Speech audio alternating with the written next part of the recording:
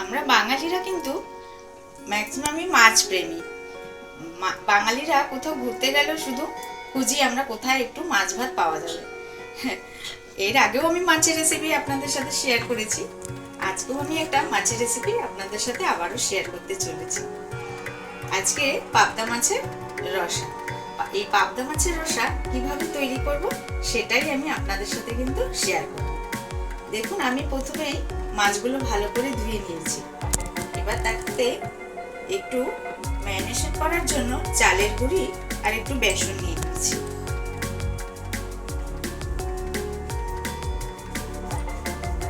আর দিয়ে দিচ্ছি এতে লবণ, পরিমাণ মতো লবণ, আর দিচ্ছি হলুদ গুঁড়ো।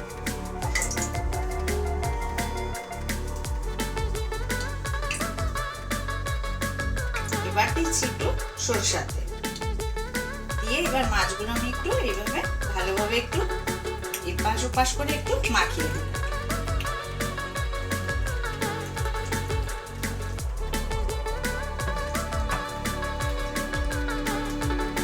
আপনারা তো জানেনই এই পাবদা মাছ ভাজার জন্য তেলটা কিন্তু খুব হাই করে গরম করে নিতে হবে। সেই কারণে আমি আগেই কিন্তু কড়াইতে একটু তেল বসিয়ে দিয়েছিলাম। তেলটা বেশ গরম হয়ে গেছে। এবার আমি এতে দিয়ে দেবো অল্প অল্প করে মাছ। এখানে কিন্তু আমি দুটো দুটো করে মাছ ভাজবো।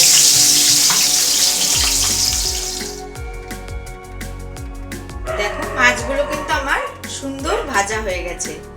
এই মাছটা ভাজার সময় আমি কিন্তু তোমাদেরকে দেখালামই যে ওখানে আমি বেসন আর একটু চালের গুঁড়ি দিয়েছি, আর দিয়েছিলাম একটু সরষের তেল। হ্যাঁ, তোমরাও কিন্তু ঠিক এইভাবেই ভাজবে, নাহলে কিন্তু পাবদা মাছগুলো অনেক সময় ভেঙে যায়, খুব নরম মাছ তো সেই কারণে। আমি তেলে দিয়ে দিচ্ছি কালো জিরে,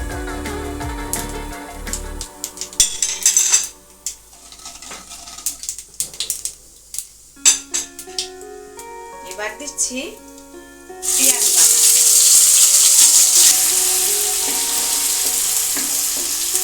এখানে কিন্তু আমি একটা মিডিয়াম সাইজের পেঁয়াজ বেটে নিয়েছি।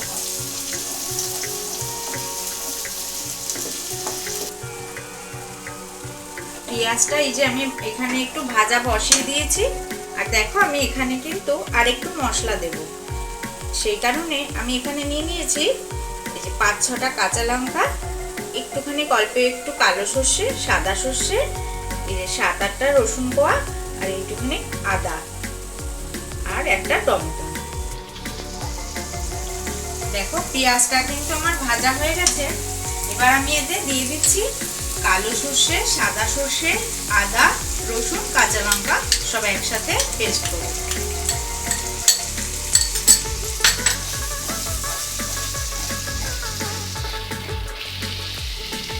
আর দিচ্ছি পরিমাণ মতো হলুদ গুঁড়ো,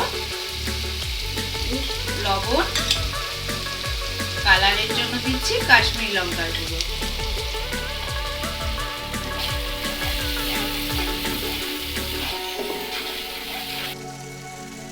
দেখো, সর্ষে, আদা, রসুন, কাঁচা লঙ্কা ওগুলোও কিন্তু কাঁচা গন্ধ চলে গেছে। এবার আমি ওতে দিচ্ছি টমেটো।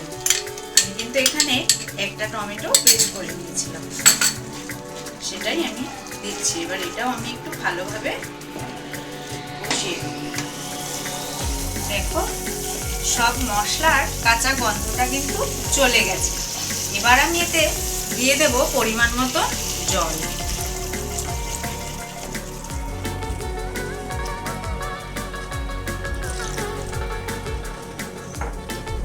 এবার এটা আমি একটু ফুটতে দেব ভালোভাবে।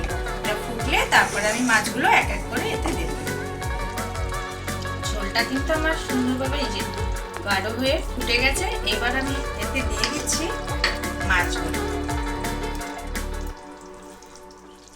দিয়ে দিচ্ছি নামানোর আগে কাঁচা লঙ্কা, কয়েকটা কাঁচা লঙ্কা চিড়ে দিয়ে দিলাম, আর দিচ্ছি এবার ধনেপাতা। এবার এটা আমি নামিয়ে নেব। নামিয়ে নিয়ে আপনাদেরকে দেখাচ্ছি যে কিরকম হলো। পাবদা মাছের রসা আমার তৈরি। আজকের রেসিপি আপনাদের কিরকম লাগলো অবশ্যই কিন্তু জানাবেন। আমি পিয়ারি, ভালো থাকবেন, সুস্থ থাকবেন, আবারও দেখা হবে নতুন কোনো রেসিপি।